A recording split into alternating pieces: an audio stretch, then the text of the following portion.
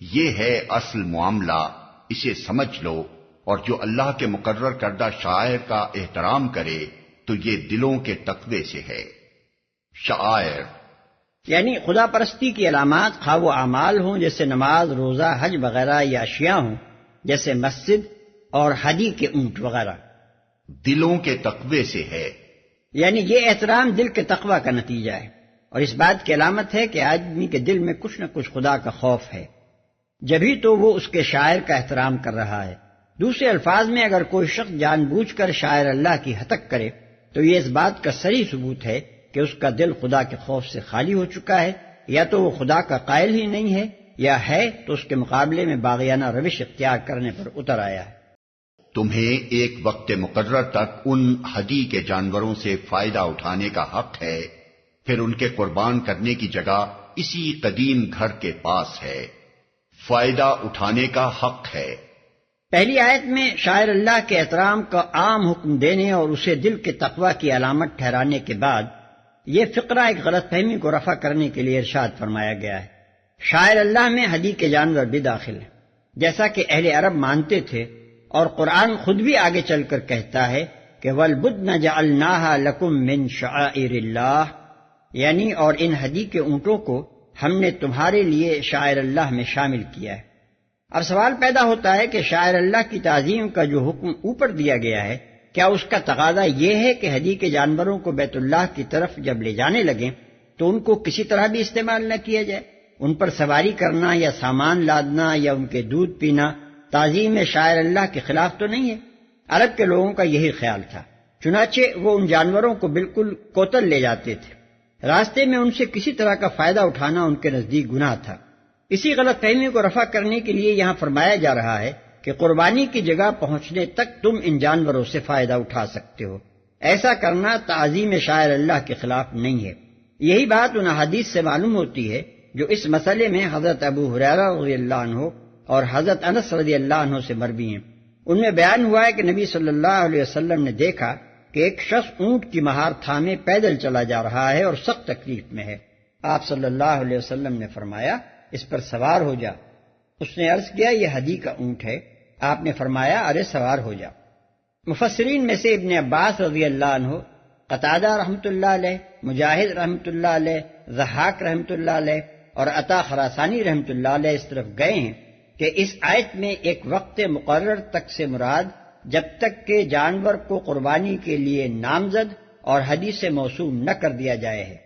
اس تفسیر کی روح سے آدمی ان جانوروں سے صرف اس وقت تک فائدہ اٹھا سکتا ہے جب تک کہ وہ اسے ہدی کے نام سے موسوم نہ کر دے، اور جو ہی کہ وہ اسے ہدی بنا کر بیت اللہ لے جانے کی نیت کرے پھر اسے کوئی فائدہ اٹھانے کا حق نہیں رہتا۔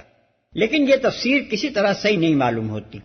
اول تو اس صورت میں استعمال اور استفادے کی اجازت دینا ہی بے معنی ہے، کیونکہ ہدی کے سوا دوسرے جانوروں سے استفادہ کرنے یا نہ کرنے کے بارے میں کوئی شک پیدا ہی کب ہوا تھا کہ اسے اجازت کی تصریح سے رفع کرنے کی ضرورت پیش آئی؟ پھر آیت صریح طور پر کہہ رہی ہے کہ اجازت ان جانوروں کے استعمال کی دی جا رہی ہے جن پر شاعر اللہ کا اطلاق ہو، اور ظاہر ہے کہ یہ صرف اسی صورت میں ہو سکتا ہے جبکہ انہیں ہدی قرار دے دیا جائے۔ دوسرے مفسرین مثلا عروہ بن زبیر اور عطا بن ابی رباح کہتے ہیں کہ وقت مقرر سے مراد قربانی کا وقت ہے۔ قربانی سے پہلے ہدی کے جانوروں کو سواری کے لیے بھی استعمال کر سکتے ہیں، ان کے دودھ بھی پی سکتے ہیں، ان کے بچے بھی لے سکتے ہیں، اور ان کا اون، صوف، بال وغیرہ بھی اتار سکتے ہیں۔ امام شافعی رحمۃ اللہ علیہ نے اسی تفسیر کو اختیار کیا ہے۔ حنفیہ اگرچہ پہلی تفسیر کے قائل ہیں لیکن وہ اس میں اتنی گنجائش نکال دیتے ہیں کہ بشرط ضرورت استفادہ جائز ہے۔ اسی قدیم گھر کے پاس ہے، جیسا کہ دوسری جگہ فرمایا ہدیم بالغ الکعبہ، سورہ مائدہ آیت 95۔ اس سے مراد یہ نہیں ہے کہ کعبے پر یا مسجد حرام میں قربانی کی جائے، بلکہ حرم کے حدود میں قربانی کرنا مراد ہے۔ یہ ایک اور دلیل ہے اس امر کی کہ قرآن کعبہ یا بیت اللہ یا مسجد حرام بول کر بالعموم حرم مکہ مراد دیتا ہے، نہ کہ صرف وہ عمارت۔ ہر امت کے لیے ہم نے قربانی کا ایک قاعدہ مقرر کر دیا ہے تاکہ اس امت کے لوگ ان جانوروں پر اللہ کا نام لیں جو اس نے ان کو بخشے ہیں۔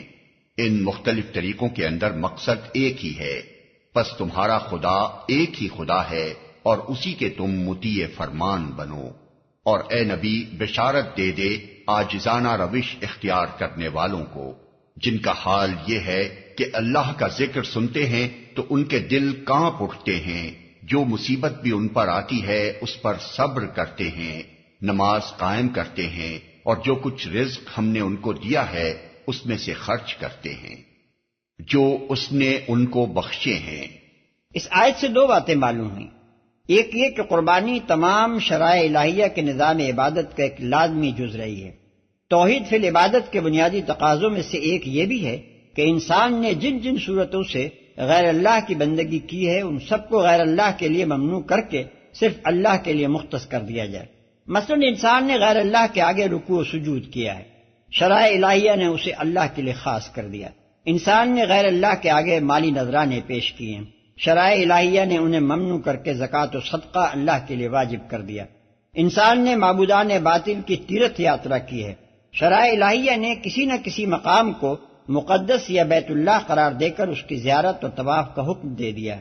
انسان نے غیر اللہ کے نام کے روزے رکھے ہیں، شرائع الہیہ نے انہیں بھی اللہ کے لیے مختص کر دیا ہے۔ ٹھیک اسی طرح انسان اپنے خود ساختہ معبودوں کے لیے جانوروں کی قربانیاں بھی کرتا رہا ہے، اور شرائع الہیہ نے ان کو بھی غیر کے لیے قطعاً حرام اور اللہ کے لیے واجب کر دیا۔ دوسری بات اس آیت سے یہ معلوم ہوئی کہ اصل چیز اللہ کے نام پر قربانی ہے، نہ کہ اس قاعدے کی یہ تفصیلات کہ قربانی کب کی جائے اور کہاں کی جائے اور کس طرح کی جائے۔ ان تفصیلات میں مختلف زمانوں اور مختلف قوموں اور ملکوں کے انبیاء کی شریعتوں میں حالات کے لحاظ سے اختلافات رہے ہیں، مگر سب کی روح اور سب کا مقصد ایک ہی رہا ہے، عاجزانہ روش اختیار کرنے والوں کو۔ اصل میں لفظ مخبتین استعمال کیا گیا ہے، جس کا مفہوم کسی ایک لفظ سے پوری طرح ادا نہیں ہوتا۔ اس میں تین مفہومات شامل ہیں: استکبار اور غرور نفس چھوڑ کر اللہ کے مقابلے میں عجز اختیار کرنا، اس کی بندگی و غلامی پر مطمئن ہو جانا، اور اس کے فیصلوں پر راضی ہو جانا۔ اس میں سے خرچ کرتے ہیں۔ اس سے پہلے ہم اس امر کی تصریح کر چکے ہیں کہ اللہ نے کبھی حرام و ناپاک مال کو اپنا رزق نہیں فرمایا ہے۔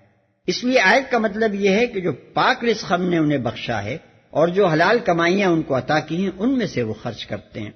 پھر خرچ سے مراد بھی ہر طرح کا خرچ نہیں ہے، بلکہ اپنی اور اپنے اہل و عیال کی جائز ضروریات پوری کرنا، رشتہ داروں اور ہمسایوں اور حاجت مند لوگوں کی مدد کرنا، رفاع عام کے کاموں میں حصہ لینا اور اللہ کا کلمہ بلند کرنے کے لیے مالی اظہار کرنا مراد ہے۔ بیجا خرچ اور عیش و عشرت کے خرچ اور ریاکارانہ خرچ وہ چیز نہیں ہے جسے قرآن انفاق قرار دیتا ہو، بلکہ یہ اس کی اصطلاح میں اسراف اور تبذیر ہے۔ اسی طرح کنجوسی اور تنگدلی کے ساتھ جو خرچ کیا جائے کہ آدمی اپنے اہل و عیال کو بھی تنگ رکھے اور خود بھی اپنی حیثیت کے مطابق اپنی ضرورتیں پوری نہ کرے اور خلق خدا کی مدد بھی اپنی استطاعت کے مطابق کرنے سے جی چرائے، تو اس صورت میں اگرچہ آدمی خرچ تو کچھ نہ کچھ کرتا ہی ہے، مگر قرآن کی زبان میں اس خرچ کا نام انفاق نہیں ہے، وہ اس کو بخل اور شح نفس کہتا ہے۔